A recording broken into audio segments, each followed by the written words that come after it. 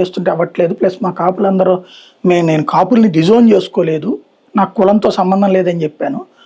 కానీ అలాగని డిజోన్ చేసుకోవట్లేదు.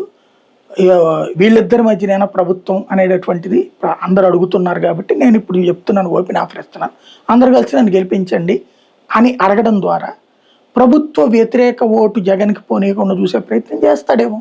కూటమిలో భాగస్వామిగా ఉన్నప్పుడు పవన్ కళ్యాణ్ పనితీరుని సెపరేట్ గా జడ్జి చేసి ప్రభుత్వాన్ని లేదంటే టీడీపీని సెపరేట్ గా జడ్జి చేస్తారు. అంటే ఎక్స్పెక్టేషన్ అట్లాగే ఉంటది కదా. ఇప్పుడు ఆ లెక్కనైతే 19 ముందు కూటమిలో భాగస్వామి, చివరి ఏడాది నేను తిట్టగానే అయిపోయింది అనుకోలేదు ఆయన. చివరి 6 నెలలు తిట్టాడు, తర్వాత మళ్ళీ 6 నెలలు జగన్ తిట్టాడు.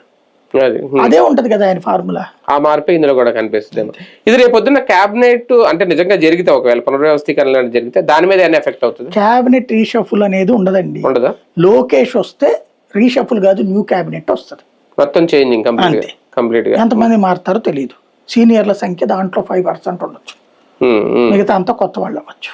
ఓకే, రైట్, చూద్దాం. మొత్తానికి ఇది IVRS సర్వే ద్వారా వీళ్ళ